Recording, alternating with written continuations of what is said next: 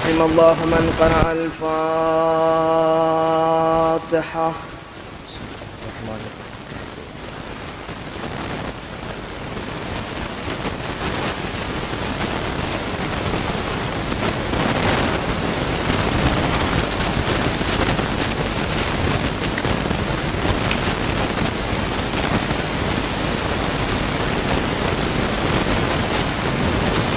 لا حول ولا قوة إلا بالله العلي العظيم. حسبنا الله ونعم الوكيل، نعم المولى ونعم النصير. أعوذ بالله من الشيطان اللعين الرجيم. بسم الله الرحمن الرحيم. حمدا لك يا ذا الجود والإحسان والفضل والطول والامتنان، وصلاة وسلاما على من لا ينطق عن الهوى إن هو إلا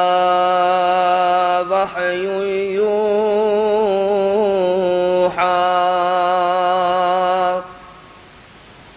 حبيب قلوبنا وشفيع ذنوبنا وطبيب نفوسنا، مولانا ومولى الثقلين جد الحسن والحسين أبي القاسم المصطفى محمد.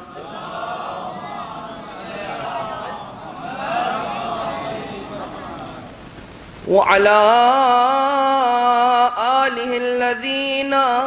أذهب الله عنهم الرجس وطهرهم تطهيرا.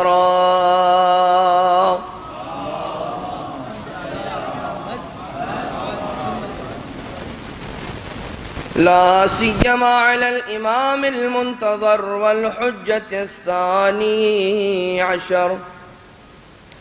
واللعنة الدائمة على أعداء الدين أجمعين من الأزل إلى قيام يوم الدين. أما بعد، فقد قال الله سبحانه وتعالى في محكم كتابه المبين وفرقانه المجيد: وقوله الحق وهو أصدق القائلين. بسم الله الرحمن الرحيم. فتلقى آدم من ربه كلمات فتاب عليه إنه هو التواب الرحيم. درود پڑھیے سارے مل کر.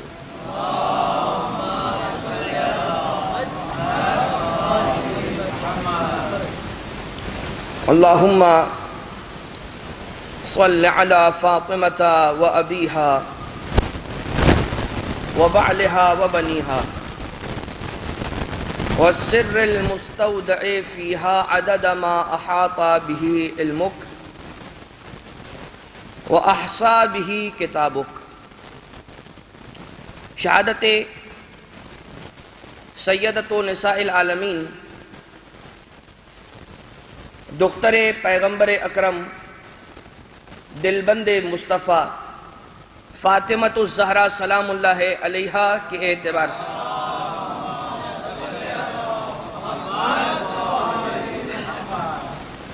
آپ کی شہادت کے اعتبار سے منعقدہ مجالس عزا کے سلسلے کی تیسری مجلس، کہ جس سلسلے کا آغاز شب شہادت سے ہوا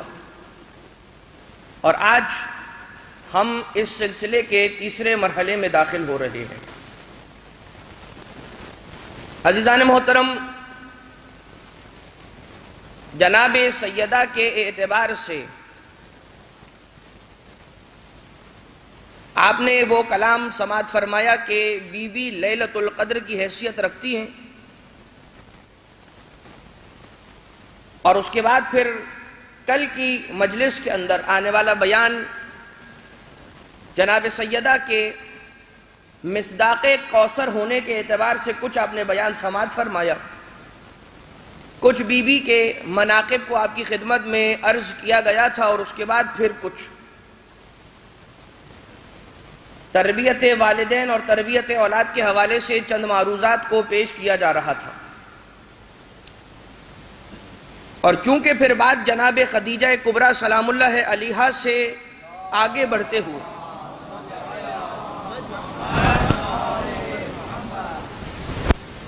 ماں کے کردار کی اہمیت سے ہوتے ہوئے پھر جتنی بھی شہزادی کی ماننے والیاں ہیں کہ جن کو خدا تعالی نے ماں کا رتبہ بھی عنایت فرمایا، ان کے اعتبار سے کچھ پیغام آپ کی گوش گزار کیا گیا تھا۔ انشاءاللہ آنے والی کچھ مجلسوں کے اندر مزید کچھ پہلوؤں کو آپ کے گوش گزار کرنے کی سعادت کو حاصل کیا جاتا رہے گا، اس اعتبار سے یعنی اخلاقی اعتبار سے، تربیت کے اعتبار سے بھی، اور فضیلت اہل بیت اور فضائل جناب سیدہ کے اعتبار سے بھی۔ انشاءاللہ آپ اسی مجلس کے آگے آنے والے مرحلوں کے اندر یہ سماعت فرمائیں گے کہ خود کس انداز سے یہ فضیلت کا سننا اور فضیلت کا سنانا اور فضیلت کا بیان کرنا انسان کو ایمانی قوت عطا کیا کرتا ہے کہ پھر انسان جب فضائل اہل بیت کو سنتا ہے تو پھر عمل کی طرف راغب ہو جاتا ہے۔ یہ اہل بیت کے فضائل کا بیان کیا جانا اور ان فضائل کا سننا، نہ فقط یہ کہ انسان کا وہ وقت جو فضائل سننے پڑھنے میں گزر رہا ہے خدا تعالیٰ کی بارگاہ میں وقت اس کا عبادت میں شمار ہو رہا ہے، سانسیں جو لے رہا ہے وہ عبادت شمار ہو رہی ہیں، بلکہ ساتھ ہی ساتھ انسان کو ایمانی طور پر، روحانی طور پر وہ قوت بھی عطا کر رہا ہے کہ پھر جس کے بعد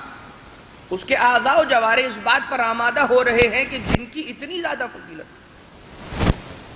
کہ جو علم لدنی رکھنے والے ہیں وہ خود علم حاصل کرنے پر اگر اتنا زور دے رہے ہیں تو پھر یہ ہمارے اور آپ کے لیے پیغام ہے۔ اور دوسری جانب فضائل کا ذکر کرنا اس اعتبار سے بھی بہت ضروری ہے کہ خود چھٹے امام حضرت امام جعفر صادق علیہ السلام نے فرمایا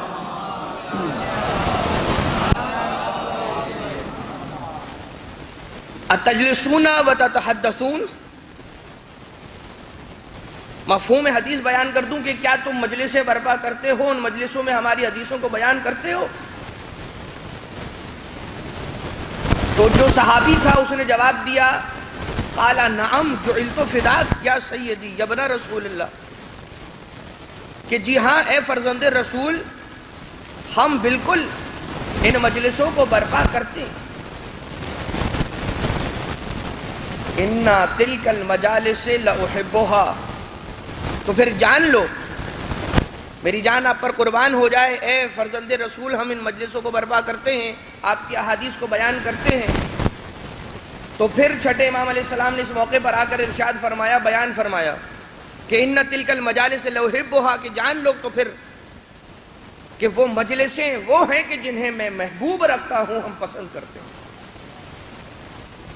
یہ جو مجلسیں برپا کر رہے ہیں ہم یہاں پر، آقا حسین کے نام پر کبھی جمع ہونا، شہزادی کونین کے نام پر کبھی جمع ہونا، شہادت و ولادت کی مناسبت جہاں آ جاتی ہے ہم جمع ہو جاتے ہیں، جہاں پر یہ ہماری اہل بیت کی محبت کا اظہار کر رہا ہے، وہیں پر خود اس کام کی انجام دہی ہے کہ جسے اہل بیت اکرم، اہل بیت کرام علیہم السلام نے پسند فرمایا۔ اور بعض روایتوں کے اندر اس انداز سے ملتا ہے کہ تم جہاں پر ان مجالس کو برپا کرتے ہو، ان مجالس کا انعقاد کیا کرتے ہو، اگر مومنین نہ ہو تو خدا فرشتوں کو نازل کرتا ہے، اور حاضرین محفل کی دعاؤں پر آمین کہنے کا فریضہ ان فرشتوں کو عطا کیا جاتا ہے کہ جاؤ اور جا کر ان مجلسوں میں شامل ہو جاؤ، اور جا کر تم نے کیا کرنا ہے۔ ایک حدیث کے اعتبار سے اس کے ترجمے اور مفہوم سے استفادہ کرتے ہوئے اگر بیان کیا جائے تو یہ کہ حاضرین محفل کی دعاؤں کی قبولیت کے لیے تم نے آمین کہنا ہے فرشتوں، تو دوسری احادیث سے استفادہ کرتے ہوئے یہ کہ جب تک تم بیٹھے رہو گے حاضرین محفل جتنے بھی محفل کے اندر مجلس کے اندر آئے ہوئے ہیں ان سب کے لیے استغفار کرو۔ مگر عزیزان محترم اس سے بھی بڑھ کر ایک بات جانتے ہیں، یہ جو خصوصیت ہے نا کہ ملائکہ کا دعا کرنا اور ملائکہ کا کسی کے لیے استغفار کرنا، یہ ہمیں یا مجلس حسین میں نظر آتا ہے یا مناسبت زیارت حسین میں نظر آتا ہے کربلا معلیٰ کی زمین، اور یہاں پر ایسے چہرے نظر آ رہے ہیں کہ جو مسلسل کربلا معلیٰ کی زیارت کا شرف حاصل کر رہے ہیں، اور اگر کوئی اس مجمع میں یا اختتام مجلس تک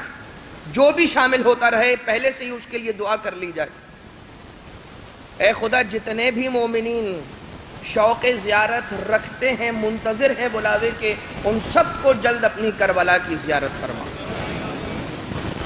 زیارت عطا فرما، شرف عنایت فرما۔ عزیزان محترم وہاں پر جب آپ جاتے ہیں اور وہ احادیث کی جس میں فضائل زیارت امام حسین آقا عبداللہ علیہ السلام سید الشہداء علیہ السلام کی زیارت کا ثواب اور فضیلت بیان کی جاتی ہے، انہی میں یہ ملتا ہے کہ خدا تعالیٰ نے اس پوری کائنات کے اندر بہت ساری چیزوں کو خلق کیا ہے، جسے خدا نے خلق کیا وہ مخلوق خدا قرار پائی۔ تمام مخلوقات میں سے سب سے زیادہ تعداد جس چیز کی ہے کہ جسے خدا نے پیدا کیا وہ انسان نہیں، جنات نہیں، بشر نہیں، نباتات نہیں، جمادات نہیں، حیوانات نہیں، فرشتے ہیں، ملائکہ ہیں۔ اور کتاب کا نام روح الحیات جو کہ ترجمہ ہے کتاب عین الحیات عربی زبان کا، ملا باقر مجلسی رحمۃ اللہ تعالی علیہ کی کتاب اردو زبان میں ترجمہ ہو چکی، اس کے اندر آپ ملائکہ کا بیان تو پڑھیے جا کر کے اہل بیت گرامی علیہ السلام نے کس انداز سے ملائکہ کی کیفیات کو بیان کیا ہے، اور کون سا ملک کس انداز سے، اس کا قد کتنا بڑا ہے، اس کی چوڑائی کتنی بڑی ہے، اس کا ہاتھ کتنا بڑا ہے، اس کا پیر کتنا بڑا ہے۔ کوئی ایسا ملک بھی ہے کہ جس کے پاؤں زمین پر ہیں تو اس کے گھٹنے تیسرے آسمان پر جا کر پہنچتے ہیں، تو کوئی ایسا ملک نظر آ رہا ہے کہ جب رسول اکرم صلی اللہ علیہ وآلہ وسلم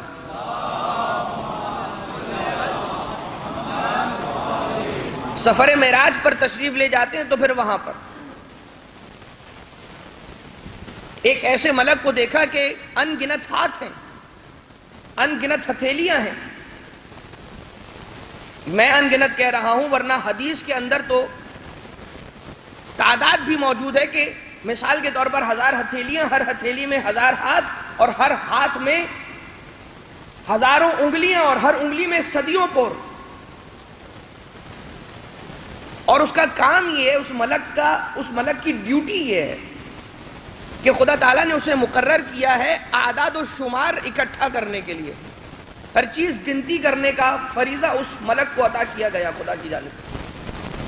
بارش کے جو قطرے زمین پر پہنچتے ہیں ان کی کیا تعداد ہے وہ فرشتہ بیان کرتا ہے، وہ فرشتہ جانتا ہے، گن لیتا ہے، خدا نے وہ قدرت عطا کی ہے۔ وہ فرشتہ زمین پر اگنے والے اناج کے دانوں کو گنتا ہے، زمین پر موجود خاک کے ذروں کی تعداد وہ جانتا ہے۔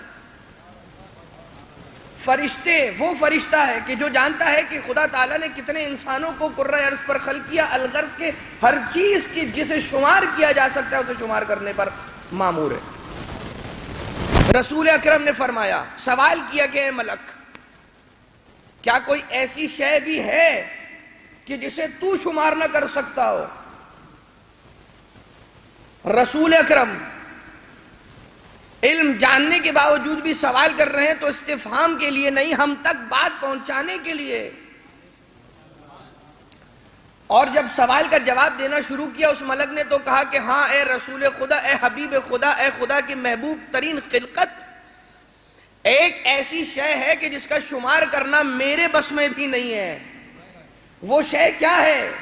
جب زمین پر فرش عزا پر جمع ہو کر کوئی مومنین یا ایک گروہ مومنین کسی مقام پر جمع ہو کر اے رسول خدا آپ پر اور آپ کی پاکیزہ آل پر درود نازل کرتا ہے، درود بھیجتا ہے، خدا تعالیٰ آسمان سے رحمتیں اتنی نازل کرتا ہے اس کا شمار کرنا میرے بس میں بھی نہیں ہوتا۔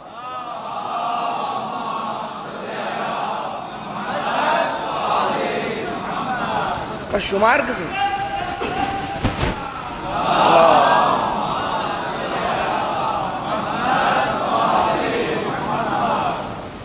تو یہ یاد رکھیے کہ یہ محفل محبوب ہیں اہل بیت کو۔ اہل بیت نے پسند کیا ہے کہ جمع ہو کر ان کے کلام کو پڑھا جائے، کیونکہ یہ وہ کلام ہے کہ جو نور ہے۔ دیکھیے اس کلام سے نور پیدا ہوتا ہے نہیں، خود یہ کلام اپنی ذات میں نور ہے۔ کلامکم نور وعلمکم رشد ووصیتکم التقوی وفعلکم الخیر وعادتکم الاحسان وسجیتکم الکرم۔ سورۃ جامعہ کے جملے۔ اور یہ جو محفل ہے، یہ جو اس طرح سے ہمارا جمع ہو کر اہل بیت کی نورانی، اہل بیت کے نورانی الفاظ کو پڑھنا ہے، یہ عبادت بھی ہے، اہل بیت کی خوشنودی بھی حاصل ہو رہی ہے۔ جب اہل بیت خوش ہو رہے ہیں تو خدا خوش ہو رہا ہے۔ اور عند ذکر صالحین تنزیل الرحمہ، جب صالحین کا ذکر کیا جاتا ہے تو جس جگہ پر صالحین کا ذکر ہوتا ہے، خدا کے صالح بندوں کا ذکر کیا جاتا ہے، وہاں پر تنزیل الرحمہ ہوتی ہے، خدا تعالیٰ کی رحمت کا نزول ہوتا ہے۔ متوجہ ہے نا سارے عزیزوں؟ جہاں پر جس مقام پر خدا کے صالح بندوں کا ذکر کیا جائے وہاں پر خدا کی رحمت کا نزول ہوتا ہے۔ یہ کیسے ہو سکتا ہے کہ جہاں پر صالح بندوں کا ذکر ہو وہاں خدا کی رحمت نازل ہو، اور جہاں پر رحمت للعالمین اور ان کی بیٹی رحمت فاطمہ الزہرا کا ذکر ہو وہاں رحمت نازل ہو؟ کیا یہ کہہ لیجیے کہ صالحین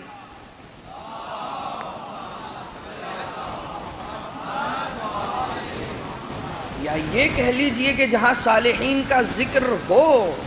وہاں تو رحمت نازل ہو، مگر جن کے کلام کو سن سن کر جانا کہ صالح کیسے بننا ہے، صالح بن گیا، کیسے بنا؟ اہل بیت کا کلام سنے بغیر صالح کیسے بن گیا؟ خدا نے اپنے علم کو اہل بیت کے دروازے سے لوگوں تک پہنچایا، بس کلام کو آگے بڑھایا جائے۔ عند ذکر صالحین تنزیل الرحمہ کے باب سے افضل صلحاء اکرم الکرماء کا ذکر کرنے کی سعادت حاصل کر رہے ہیں۔ کل تک بات جناب خدیجہ تک پہنچی تھی اور رسول اکرم کے وجود اقدس تک کس انداز سے جنت کی غذا کو پہنچایا گیا، اور پھر وہ جنت کی غذا کس انداز سے مقدمہ قرار پاتی ہے نور فاطمہ کے اس دنیا میں تشریف آوری کے اعتبار سے، اور وجود مقدس طاہرہ صدیقہ کبریٰ فاطمہ زہرا سلام اللہ علیہا کی اس دنیا میں تشریف آوری کے اعتبار سے۔ یہ آپ نے کل سنا۔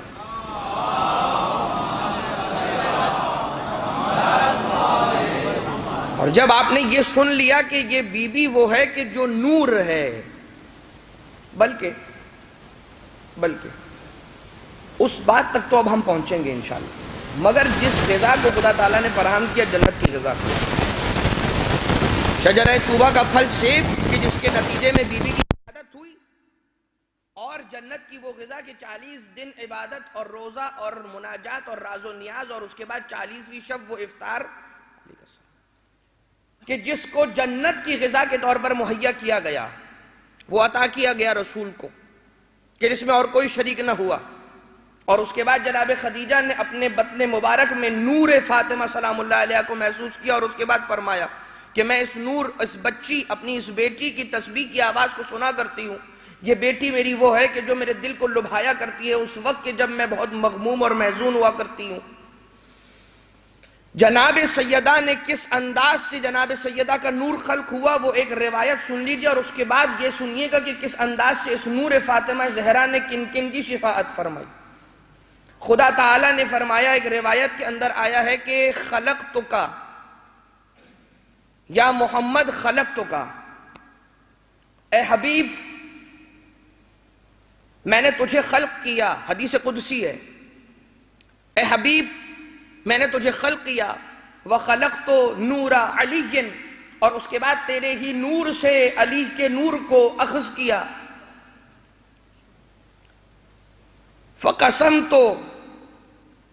فَقَسَمْتُهَا سِنْتَيْن، اس نور کو خدا تعالیٰ نے پھر دو حصوں میں تقسیم کر دیا. وَقَسَمْتُ السِّنْتَيْنِ سِنْتَيْن، یعنی کہ رسول کے نور کے دو ٹکڑے ہوئے، ایک محمد مصطفیٰ کا نور بنا، ایک علی مرتضیٰ کا نور بنا، اور ان دونوں نور، ان دونوں انوار کے مزید دو ٹکڑے ہوئے، ایک حسن مجتبیٰ کا نور قرار پایا، ایک حسین سید الشہداء کا نور قرار پایا. فَخَلَقَ نُورَ فاطمة الزہرا،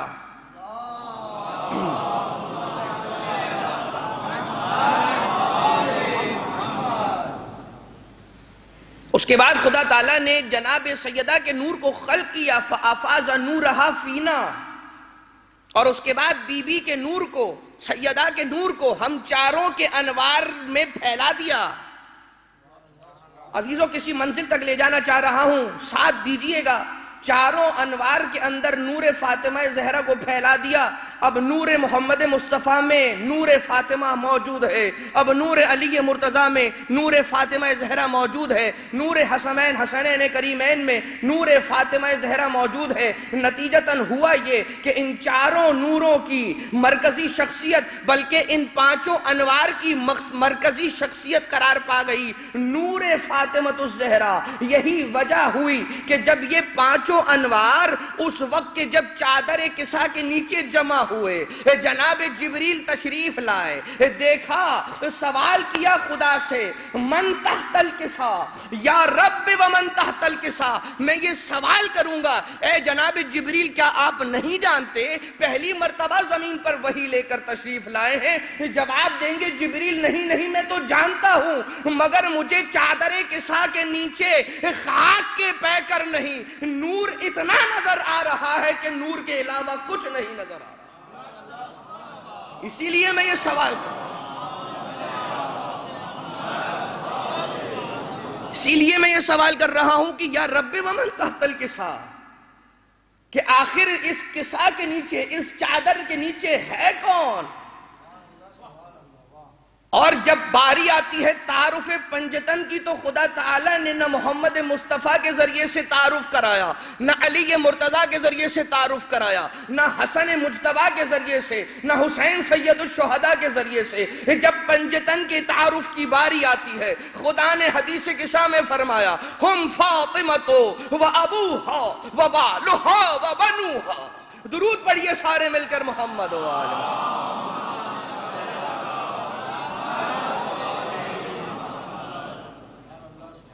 ویسے اردو کے اعتبار سے ایک تصحیح خود اپنے ہی کلام میں کرتا چلو، درود پڑھیے نہیں بلکہ درود بھیجیے کہنا چاہیے.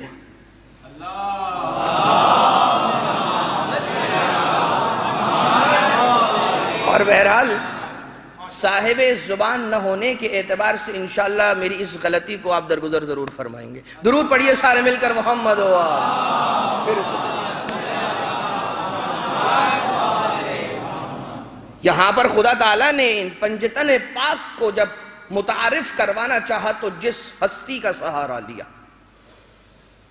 اور اس لیے کہ فاطمہ زہرا مرکز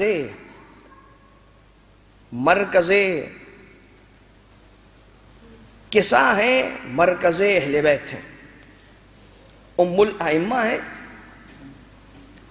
اور فَأَفَاضَ نُورَهَا فِينَا کی مصداق ہے. خدا نے جب نور جناب سیدہ کا خلق فرمایا پھر اس نور کو پھیلا دیا چاروں انوار مقدسات میں، اور پھر عالم انوار میں ہے جناب سیدہ. ابھی دنیا کے اندر بی بی کی تشریف آوری نہیں ہوئی کہ اس اعتبار سے کن کن کی شفاعت فرما رہی ہیں. لما اراد اللہ ان یبلو الملائکہ، جب خدا تعالیٰ نے ارادہ کیا اس بات کا کہ اپنے ملائکہ کا امتحان لے. ان یبلو الملائکہ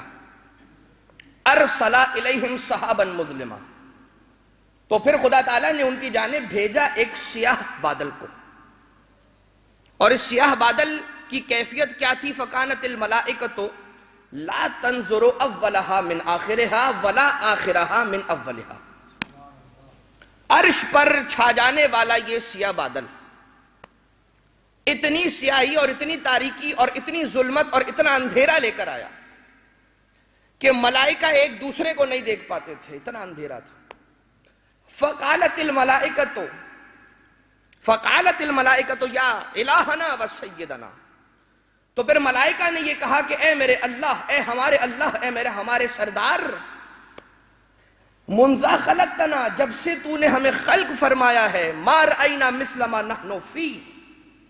ہم نے ایسا اندھیرا نہیں دیکھا جب سے تو نے ہمیں خلق فرمایا، آج تک کبھی ایسا اندھیرا نہیں چھایا. فَنَسْأَلُكَ بِحَقِّ هَذِهِ الْأَنْوَارِ، تو پس ہم سب تجھ سے، ہم سارے گروہ ملائکہ، معاشر الملائکہ، سوال کرتے ہیں تجھ سے بحق هذه الانوار، ان انوار کا واسطہ دیتے ہوئے، وہ انوار کی جو اس اندھیرے میں بھی نظر آ رہے تھے. اور یہاں پر آگے بڑھنے کے بعد ملائکہ نے فرمایا الا ما کشفت عنا، یہاں تک کہ تو اس نور کے صدقے میں ہماری اس مشکل کو دور کر دے. فقال اللہ عز وجل وعزتی وجلالی، تو پھر خدا تعالیٰ کی صدا آتی ہے کہ مجھے میرے عزت و جلال کی قسم ہے، لأفعلن، میں تمہاری اس مشکل کو دور کر دوں گا. نہیں عزیزان محترم، حق ہے کہ اس سے زیادہ بلند تر سارے مل کر صلوات بھیجئے محمد و آل محمد پر.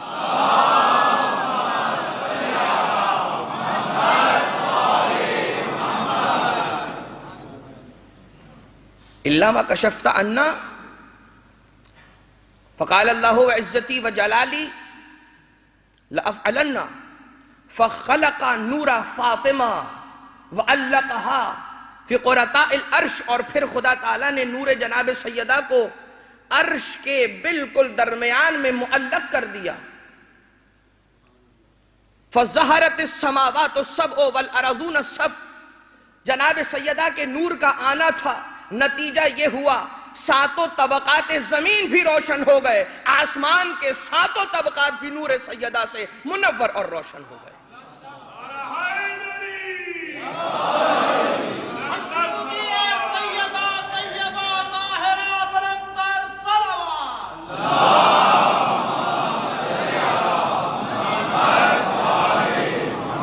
اور وہ بیان کی جو کل آپ نے سماعت فرمایا کہ رسول اپنی بیٹی کا بوسہ بھی لیتے تھے اور استشمام بھی کرتے تھے، سونگھا بھی کرتے تھے.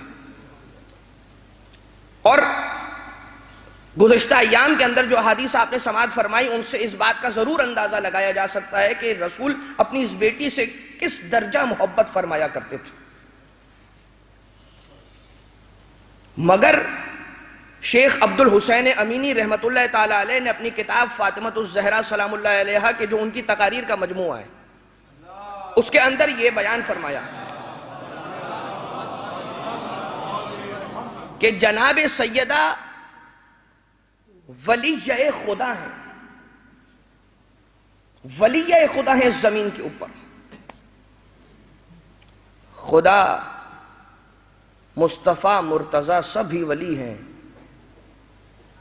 ولایت کی عزت فقط فاطمہ ہے.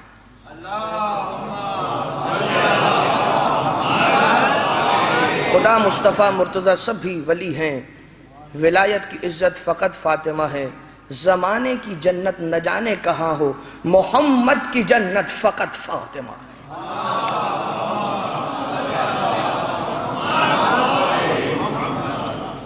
لہٰذا عزیزان محترم، یہ جو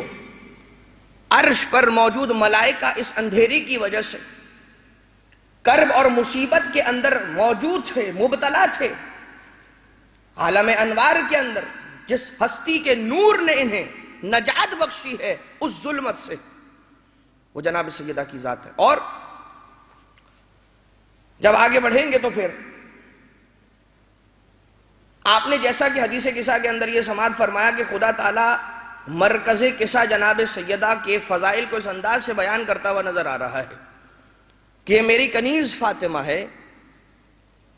یقین جانیے اہل بیت گرامی قدر علیہم السلام کے اسامی گرامی وہ تاثیر رکھتے ہیں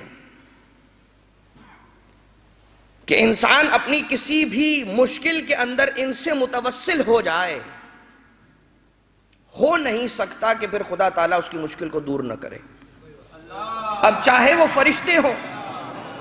چاہے وہ ملائکہ ہوں، چاہے وہ جنات ہوں، چاہے وہ انسان ہوں، چاہے وہ ائمہ ہوں، چاہے وہ انبیاء ہوں، چاہے وہ اولیاء ہوں، خدا کے صالح بندے ہوں، اس کی مثالیں ہمارے پاس موجود ہیں۔ جس انداز سے آپ نے سنا سرنامہ کلام کی آیت، بسم اللہ الرحمن الرحیم، فتلقى آدم من ربہ کلمات فتاب علیہ انہ هو التواب الرحیم، اور ہم نے آدم کو سکھلائے وہ کلمات، وہ الفاظ، وہ نام کہ پھر جن کی مدد سے جناب آدم نے توبہ کو انجام دیا، یا یہ کہہ لیجئے کہ مغفرت کو طلب کیا، یا یہ کہہ لیجئے کہ خدا سے دعا مانگی۔ اب بہرحال یہ اپنے اعتبار سے اپنے مقام پر مستقل کلامی گفتگو ہے، خالص کلامی گفتگو، کہ جناب آدم علیہ السلام نے کوئی گناہ نہیں کیا تھا، حتیٰ کوئی مکروہ فعل بھی انجام نہیں دیا تھا، بلکہ ترک اولا کو سرزد کیا تھا، ترک اولا کو انجام دیا تھا۔ یعنی کہ اولا یہ تھا کہ نبی ہونے کے ساتھ ساتھ اور خود اس منصب نبوت پر رہتے ہوئے اولا یہ ہے حضرت آدم کے لیے کہ اس کام کو انجام نہ دیں، وَإِلَّا نہ کوئی گناہ ہے، نہ کوئی کراہیت ہے، نہ کسی قسم کی کوئی سرزنش، نہ کوئی معصیت۔ مثال لے لیجئے اس عام دنیا کے اندر، روزمرہ زندگی کے اندر کوئی ایسی شخصیتوں کے جو مرجع دین ہو، اسے ہم کسی ایسے ٹھیلے پر کھڑے ہو کر برگر کھاتے ہوئے دیکھیں، یہ قرار پاتا ہے ان کے لیے ترک اولا، کہ اس منزل پر ہوتے ہوئے اولا یہ ہے، بہتر یہ ہے کہ اسے انجام نہ دیا جائے، بس فقط اتنی سی بات۔ اور حضرت آدم علیہ السلام کو تو خود خدا نے زمین پر خلیفہ بنا کر بھیجنا ہی تھا، جناب آدم تشریف لے آئے۔ اور بہرحال کتابوں کے اندر آپ رجوع فرمائیے گا، اس اعتبار سے کلام موجود ہے۔ جناب آدم علیہ السلام کے پاس جناب جبریل امین تشریف لے کر آتے ہیں، تقریباً 40 سال ہو گئے، دعا کر رہے ہیں، مغفرت کر رہے ہیں، ربنا ظلمنا انفسنا وَإِن لَّمْ تَغْفِرْ لَنَا وَتَرْحَمْنَا لَنَكُونَنَّ مِنَ الظَّالِمِينَ، اس شجرہ ممنوعہ سے کھا چکے تھے، اور پھر اس افسوس میں خدا تعالیٰ کی بارگاہ میں استغفار اور طلب مغفرت کرتے رہے۔ 40 سال گزر گئے مگر توبہ کو قبول نہ کیا گیا۔ مگر وہ وقت آیا کہ جب جناب جبریل تشریف لے کر آئے، اور آنے کے بعد جناب آدم علیہ السلام سے کہا، اے آدم، خدا کا پیغام، آپ مغفرت تو طلب کر رہے ہیں، آپ توبہ تو کر رہے ہیں، مگر وسیلے کے بغیر۔ خدا تعالیٰ نے کچھ کلمات آپ کے لیے بھجوائے ہیں کہ ان کلمات اور ان ناموں کے ذریعے سے مدد حاصل کیجئے، انہیں وسیلہ بنائیے اور خدا تعالیٰ کی بارگاہ میں متوسل ہو جائیے، خدا تعالیٰ آپ کی دعا کو قبول کرے گا۔ اور وہ اسامی گرامی کیا تھے؟ وہ مشہور دعا کہ الہی بحق محمد وانت المحمود وبحق علی وانت الاعلی وبحق فاطمہ وانت فاطر السماوات والارض وبحق الحسن وانت قدیم الاحسان وبحق الحسین وبحق الحسن وانت المحسن وبحق الحسین وانت قدیم الاحسان۔ جناب آدم علیہ السلام کی توبہ قبول کرنے کے لیے خدا تعالیٰ نے جن ناموں کو تلقی کیا اور سکھایا جناب آدم کو، وہ یہی پنجتن پاک کے اسامی گرامی تھے، اور جن کے بعد اور جن کے بعد جب حضرت آدم علیہ السلام نے ان کا واسطہ دیا ہے تو پھر مقبول ہو گئے، اور نام محمد مصطفیٰ کا واسطہ دے کر مشکلات یقینی طور پر حل ہو جاتی ہیں۔ سرکار دو عالم کا نام ہی ایسا ہے، اتنا عظیم نام۔ مگر میں یہ کہوں گا کہ نام مصطفیٰ سے دعاؤں کی قبولیت اور توسل کرنا بڑی بات ہے۔ رسول کا ایک عاشق اویس قرنی ایسا ہے، اس کا واسطہ دے کر اپنے دندان اور دانتوں کے درد کے لیے خدا سے توسل اختیار کرو، فوراً سے شفا حاصل ہو جائے گی۔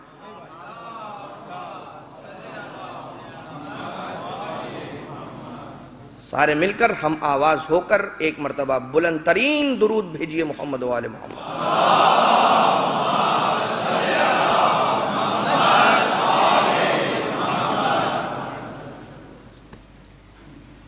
تو رسول اکرم کا اسم گرامی تاثیر رکھتا ہے۔ میں جناب سیدہ تک پہنچنا چاہ رہا ہوں۔ مولا کائنات علیہ السلام جناب امیر ممکنات، آپ کے نام کی تاثیر کیا ہے؟ مولا خود یہ فرماتے ہیں، انا کتب اسمی علی العرش فاستقر۔ جب میرا نام عرش پر لکھا گیا تو وہ عرش مستقر ہو گیا، قائم ہو گیا، ٹھہر گیا۔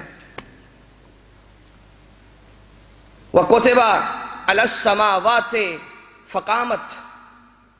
وَعَلَى الْأَرْضِ فَفَرَشَتْ وَعَلَى الرِّيحِ فَزَرَتْ۔ جناب مولا کائنات فرماتے ہیں کہ جب میرے نام کو آسمانوں پر لکھا گیا تو آسمان قائم ہو گئے، جب میرا یہ نام ہواؤں پر لکھا گیا تو ہوائیں چلنے لگیں،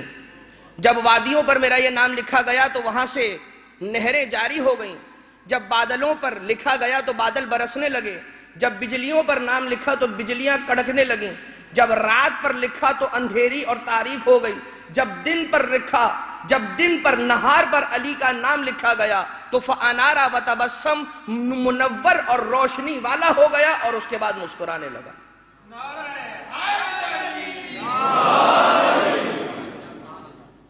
مولا کائنات علیہ السلام خود اپنی زبانی اپنے اسم گرامی کی فضیلت بیان کرتے ہوئے نظر آ رہے ہیں۔ تو جب نام علی ابن ابی طالب کی یہ تاثیر ہے تو پھر خود ذات گرامی علی ابن ابی طالب کی کیا ہیبت ہوگی۔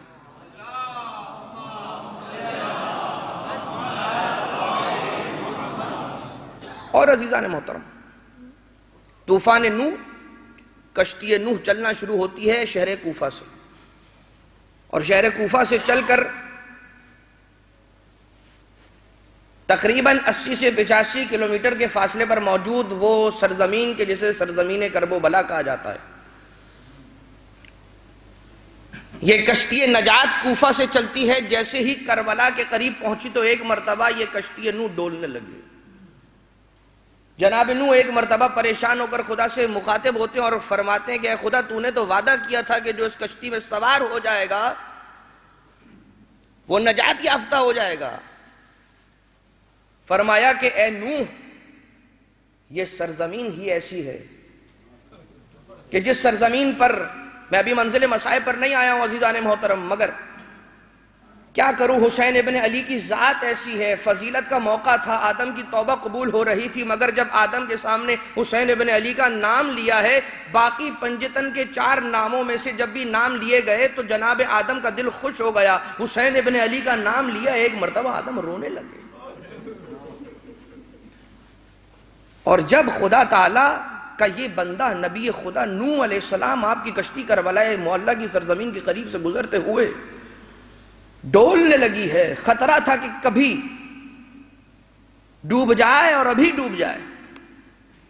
خدا تعالیٰ سے کلام فرمایا۔ خدا نے کہا کہ آخری نبی ہوگا میرا کہ جس کا نواسہ اسی سرزمین پر 3 دن کا بھوکا پیاسا شہید کر دیا جائے گا۔ اے خدا کیا کرنا چاہیے؟ خدا نے فرمایا حسین کا نام لو، حسین کے نام سے توسل اختیار کرو اور اس کے دشمنوں پر نفرین کرتے ہوئے اپنی دعا کو طلب کرو، تمہاری کشتی کو حسین کے نام سے قرار رہے گا۔ بس یہاں پر مجھے ایک جملہ کہنے دیجئے کہ جو ساری دنیا کو نجات دے دے وہ نوح کی کشتی، اور جو نوح کی کشتی کو نجات دے دے وہ میرا حسین ابن علی۔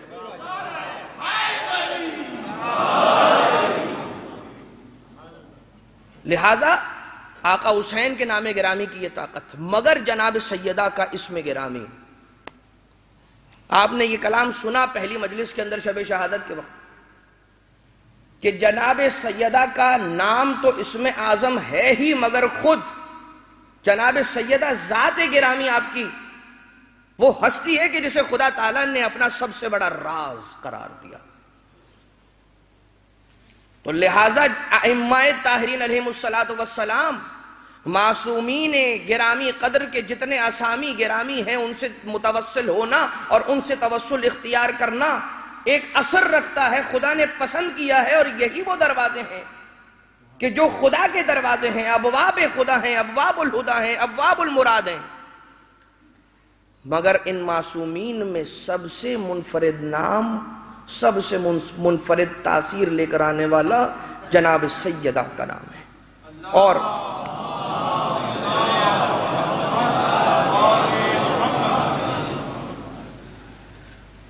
جناب سیدہ کا نام کس انداز سے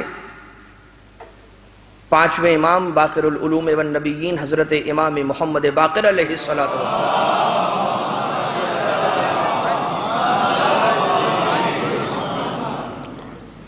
فرماتے ہیں کہ جب پانچویں امام بیمار ہوا کرتے تھے، مریض ہوا کرتے تھے، تو اپنے حجرے میں تشریف لے جاتے تھے اور اس کے بعد حجرے کے دروازے کو بند کر دیا کرتے تھے، اور اس کے بعد بلند آواز سے صدائیں دیا کرتے تھے، یا فاطمہ بنت محمد، یا فاطمہ بنت محمد، یا فاطمہ، اور اپنے مرض کی دوا کا سامان کیا کرتے تھے۔ وہ افراد کے جو آپ کے حجرہ مقدس کے باہر کھڑے ہوتے تھے انہیں وہ آوازیں سنائی دیتی تھی کہ پانچویں امام اپنی دادی کا نام لیتے جاتے ہیں اور شفا طلب کرتے جاتے ہیں۔ جانتے ہیں عزیزان محترم، جناب سیدہ کا نام آسان الفاظ میں اگر سمجھانے کی کوشش کی جائے تو وہ ماسٹر کی حیثیت رکھتا ہے۔ علماء کرام نے اسے بیان کیا ہے، ایک ہوٹل ہو، اس کے اندر اگر مثال کے طور پر 500 کمرے ہوں، ہر کمرے کی الگ چابی ہوتی ہے، لیکن اس پورے ہوٹل کی ایک ایسی چابی ہوتی ہے کہ جو اس کے مالک کے پاس ہوتی ہے، کہ جسے ماسٹر کی کہا جاتا ہے، شاہ کلید کہا جاتا ہے، اور یہ وہ چابی ہوا کرتی ہے کہ جس سے کوئی بھی دروازہ کھولنا چاہیں کھل سکتا ہے۔ ہر کمرے کی الگ چابی موجود ہے، مگر اس کے باوجود بھی ایک ایسی ماسٹر کی ہے کہ اگر کسی وقت آپ کو وہ چابی میسر نہ آئے، مخصوص چابی، تو یہ ایک ایسی شاہ کلید ہے ماسٹر کی کہ جس کے ذریعے سے آپ اس ہوٹل کا کوئی بھی کمرہ کھول سکتے ہیں۔ خدا تعالیٰ نے رزق و روزگار کی مشکلات کو حل کرنے کے لیے ایک دعا تعلیم فرمائی۔ اولاد کے لیے دعا موجود ہے، رزق کے لیے الگ دعا موجود ہے، صحت کے لیے دعا موجود ہے، بیماری کے لیے دعا موجود ہے، علم کے لیے دعا موجود ہے، مشکلات کے حل کے لیے الگ دعا موجود ہے، ساری الگ الگ دعائیں، مخصوص دعائیں موجود ہیں، مگر ان دعاؤں کی ماسٹر کی نام فاطمہ زہرا ہے۔ اگر نام فاطمہ زہرا سے متوسل ہو جاؤ، تمہیں دنیا کی کوئی مشکل ہو، فاطمہ زہرا کا نام لے کر خدا کی بارگاہ میں اپنی حاجت کو پیش کر دو، اپنی مشکل کو پیش کر دو، تمہاری مشکل بھی حل ہو جائے گی نام فاطمہ زہرا کے صدقے میں، اور تمہاری دعا بھی قبول ہو جائے گی فاطمہ زہرا کے صدقے میں۔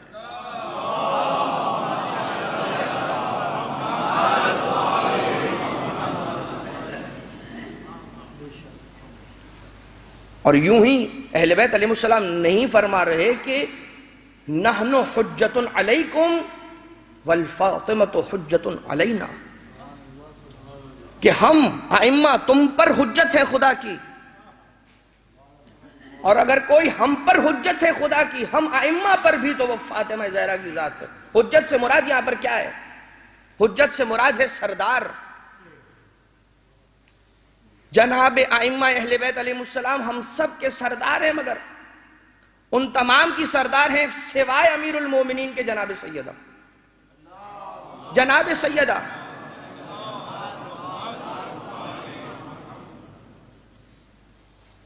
ایک مرتبہ جناب سیدہ جس زمانے کے اندر ہیں، اس زمانے میں جناب سیدہ کا امام وقت کون ہے؟ امیر المومنین علیہ السلام۔ امیر المومنین علیہ السلام وہ ہستی ہے کہ جو جناب سیدہ کے بھی امام ہیں۔ باقی 11 امام وہ ہیں کہ جن سے زیادہ فضیلت ہے جناب سیدہ کی، اور جناب سیدہ ان تمام پر بھی خدا کی جانب سے حجت ہیں۔ مگر آج کے اس پر آشوب دور کے اندر، جہاں پر مشکلات کا دورہ ہے، قدم قدم پر مشکلات ہیں، اور ایسی مشکل کہ انسان خدا سے نا امید ہونے میں دیر نہیں لگاتا۔ کسی کو گھریلو پریشانیاں ہیں تو کسی کو رزق و روزگار کی پریشانیاں ہیں، کسی کو کوئی خطرہ ہے، کسی کو کوئی ڈر لاحق ہے، کسی کو کوئی خوف ہے۔ اس دور کے اندر ایک دعا کو یہاں سے لے کر جائیے آج کی شب اس فرش عزائے فاطمیہ کے صدقے میں، اور یہ کوئی عام دعا نہیں ہے بلکہ خود زمانے کے امام بقیت اللہ العظم ارواحنا فداہ اجل اللہ تعالی فرجہ الشریف نے تعلیم فرمائی۔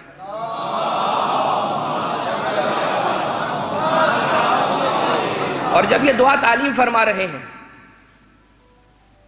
وہ کون سی شخصیت ہے کہ جن سے ملاقات کا شرف حاصل، کہ جن کو ملاقات کا شرف عطا کر رہے ہیں امام زمانہ اور کوئی نہیں بلکہ مرحوم سید شہاب الدین مرشی نجفی کے جو قم مقدسہ کے اندر رہنے والے عالم اور مرجع وقت ہے اپنے زمانے کے۔ آپ نے اپنا ایک وصیت نامہ تحریر کیا ہے کہ جو معرکۃ الآرا وصیت نامہ، کہ جس کا پڑھنا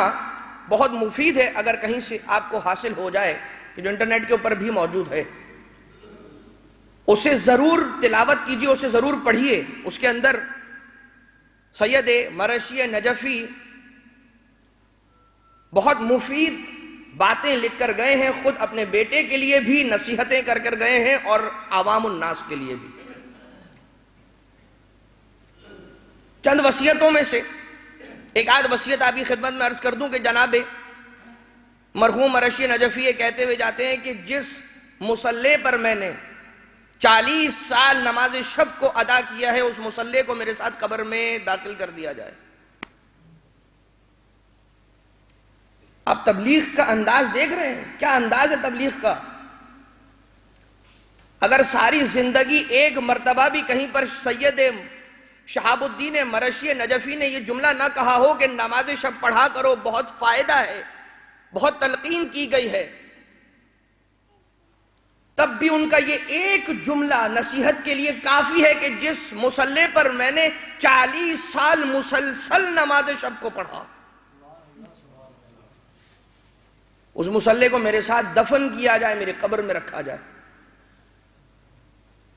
ایک وصیت فرماتے ہیں کہ جب میرے جنازے کو لے جایا جا رہا ہو تو ایک سرا میرے امامے کو کھولا جائے، اور ایک سرا میرے جنازے سے تابوت سے باندھا جائے، اور ایک سرا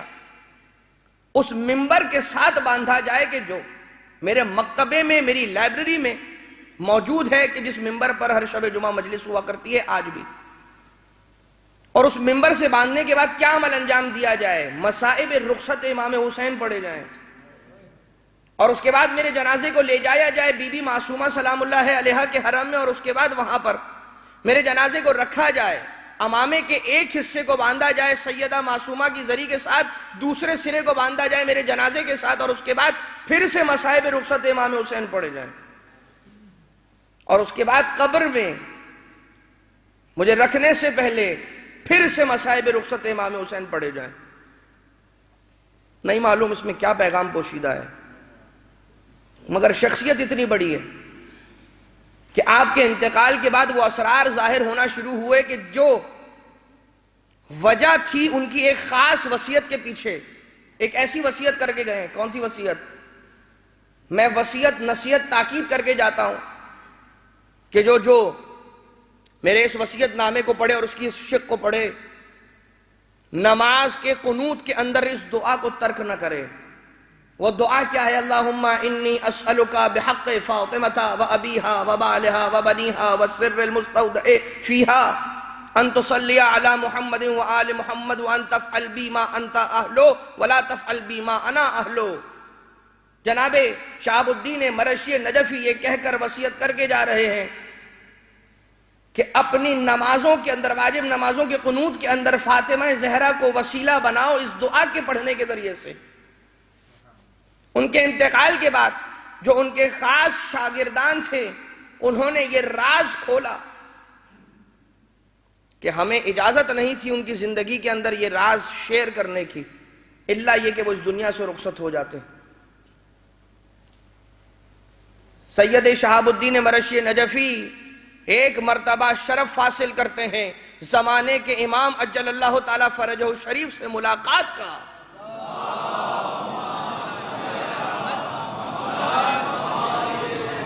اور ملاقات کا شرف حاصل کرنے کے بعد سوال کرتے ہیں امام زمانہ علیہ السلام سے کہ اے زمانے کے امام صاحب الامر، بہت طویل واقعہ ہے، آقا یہ بتائیے کہ وہ راز کے جو فقط خدا اور اہل بیت کے پاس ہے،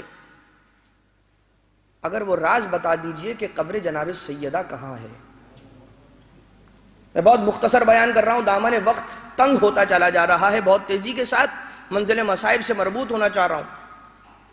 مگر آخری یہ بات دعا کیا ہے اور اس دعا کے نتیجے کے اندر کیا حاصل ہونا ہے۔ جناب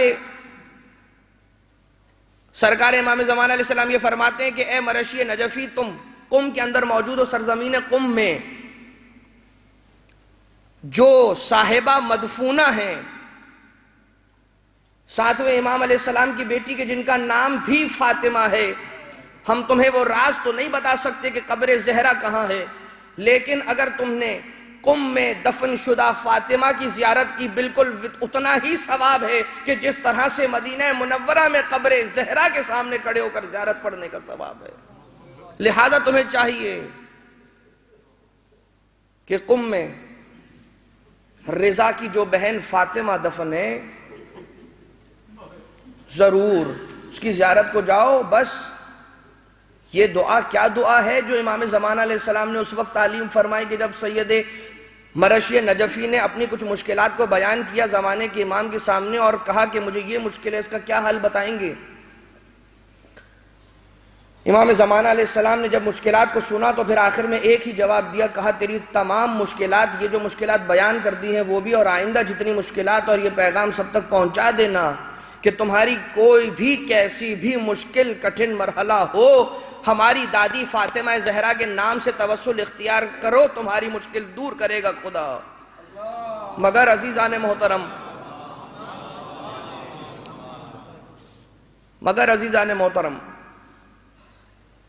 وہ سیدہ کہ جن کا نام مشکلات کے حل کا ذریعہ بنا ہوا ہے،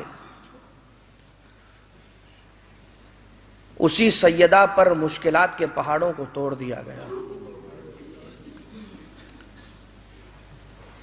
آپ نے اس دعا کو سنا ہے، جتنا آپ کے لیے ممکن ہو اس مجلس کو ریکارڈ کیا جا رہا ہے، بعد میں کتابوں کے اندر بھی موجود یہ دعا موجود،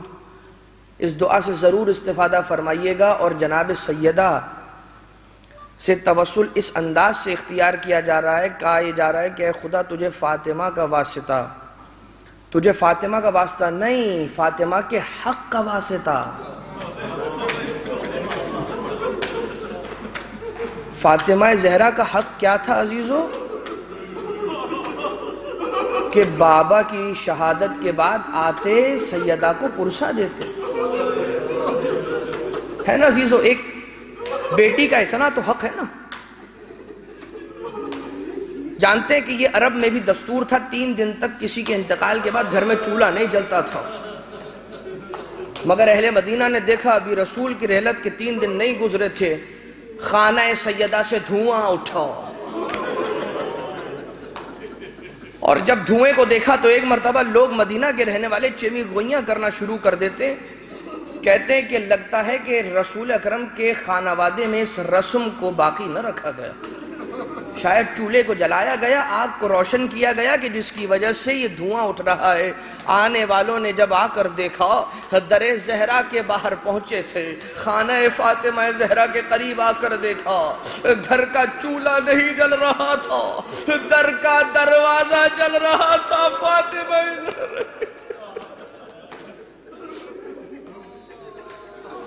فاطمہ کے حق کا واسطہ اور ان کے بابا کا واسطہ اور ان کے شوہر کا واسطہ اور ان کے بچوں کا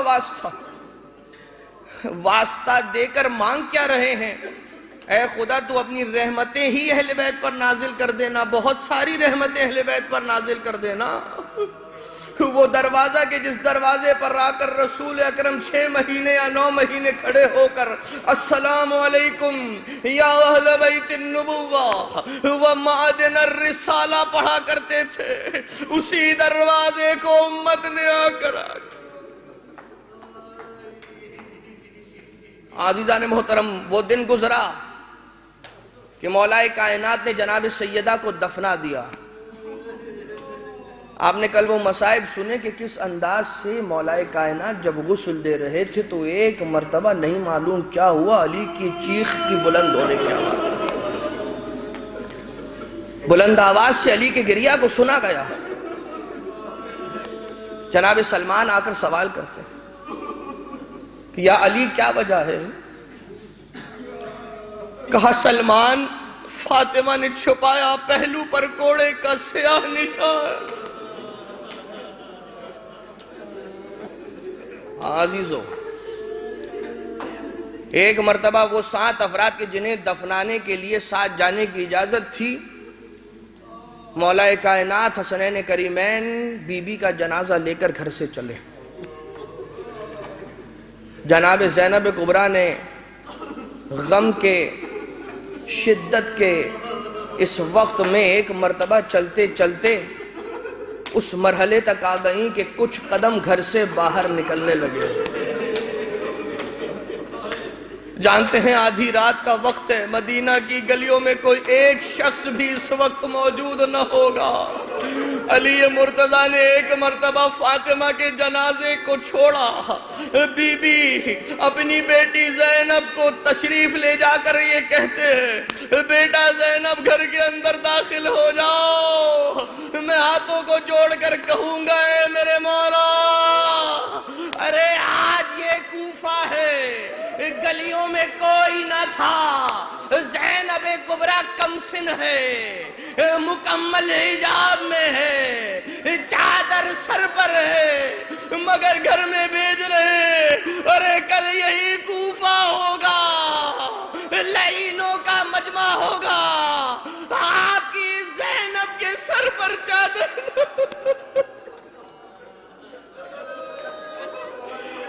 زینب کے سر پر چادر موجود نہ ہوگی۔ علی مرتضیٰ الغرض کے جنازہ چلا، جیسے یہ 7 افراد ایک اس موقع پر کہ گلی کے کونے پر آ کر رکتے ہیں، اس کے بعد جنازہ کہاں چلا گیا تاریخ پتہ دینے سے قاصر ہے۔ جنازے کے لیے 7 مقامات کو چنا گیا، تقریباً 7 قبریں جناب سیدہ کی بنائی جاتی ہیں، اور اس کے بعد وہ وقت آیا کہ جب مدینہ والوں کو پتہ چلا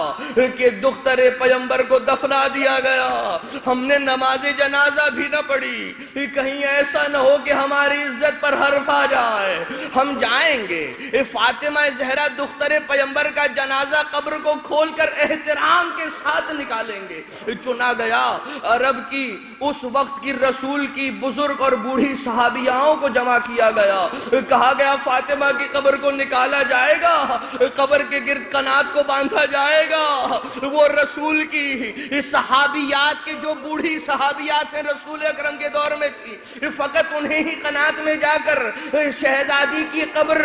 کھولنے کی جنازہ نکالنے کی اجازت دی جائے گی۔ جیسے ہی علی مرتضیٰ کے کانوں تک یہ خبر پہنچی، رسول کا یہ وصی زوج بطول اپنے گھر سے سالم میں باہر آئے، پیروں میں نالین نہیں ہے، سر پر رمامہ موجود نہ تھا، گریبان چاک ہے، ہاتھوں میں ننگی ذوالفقار ہے، منہ سے ایک مرتبہ علی مرتضیٰ کے کف جاری ہوا ہے، قبر زہرا کے قریب جنت البقیع میں آ کر بیٹھے۔ خبردار، علی نے زہرا کی ٹوٹی پسلیوں کو برداشت کر لیا، علی نے محسن کی شہادت کو برداشت کر لیا، علی نے زہرا کو پڑھنے والے تماچوں کو برداشت کر لیا، کوڑوں کو برداشت کر لیا، مگر خبردار، اگر کوئی اب قریب آیا، علی مرتضیٰ کی تلوار ہے، میں ہاتھوں کو جوڑ کر کہوں گا، اے علی مرتضیٰ، یہ آپ کا مقدر تھا، آپ سے خدا نے یہ امتحان نہ لیا۔ زمانے کے امام کے دل سے کوئی پوچھے، اپنی دادی کی قبر پر بموں کے ذریعے سے ہونے والے ایک مرتبہ شہزادی کا روزہ گرا، پھر وہ وقت آیا، کسی نے سوال اگر کر لیا ہوتا اس وقت میں، شاید بعید نہیں ہے زمانے کے امام نے یہ جواب دیا ہوگا، میں نے جب یہ اپنی مصیبت دیکھی، منہدم ہوتا رہا روزہ زہرا، میں برداشت کرتا رہا، اذن ظہور تو نہ تھا، مگر پھر کربلا میرا ذہن گیا، مجھے سید سجاد یاد آ گئے، ارے میرے سید سجاد دادا، ہاتھوں میں ہتھکڑیاں ہیں، پیروں میں بیڑیاں ہیں، گلے میں خاردار تو، ارے بابا کا بے کفن لاشا کربلا کی تپتی زمین پر پڑا رہا، سید سجاد صبر کرتا۔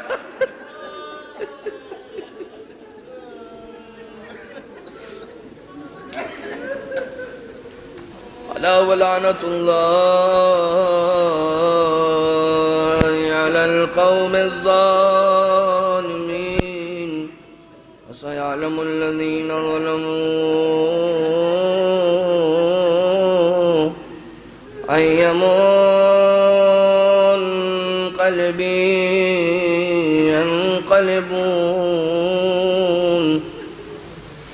بار الہ ہماری اس توسل کو اپنی بارگاہ سے مقبول فرما، اے خدا تجھے واسطہ محمد و آل محمد کا ان بلند صداؤں پر اپنی رحمتوں کو نازل فرما، اے خدا غم سیدہ پر ان بہنے والے آنسوؤں کو بہترین اجر عنایت فرما، زمانے کے امام کے قلب نازنین کو ہم سب سے راضی و خوشنود فرما، اپنے گھروں کے ماحول کو امام زمانہ اور اہل بیت کی تعلیمات کے مطابق ڈھالنے کی ہم سب کو توفیق عنایت فرما۔ اے خدا تجھے واسطہ جناب سیدہ کے حق کا، جناب سیدہ کی مظلومیتوں کا امام زمانہ علیہ السلام کے ظہور میں تعجیل فرما، ہمیں امام زمانہ علیہ السلام کے اعوان و انصار میں شمار فرما۔ ایک مرتبہ سورہ فاتحہ کی تلاوت کی گزارش ہے، مرحوم عزیز کھٹاؤ فیملی کے تمام مرحومین، جن مرحومین پر کوئی فاتحہ پڑھنے والا نہیں، ان تمام مرحومین مومنین مومنات کے لیے، حاضرین کے تمام مرحومین، انتظامیہ کے تمام مرحومین، شہدائے اسلام، ملت جعفریہ کے شہداء، مراج اسلام، مراج کرام، رحم اللہ من قرأ الفاتحہ۔ بسم اللہ الرحمن الرحیم، الحمدللہ رب العالمین، الرحمن الرحیم، مالک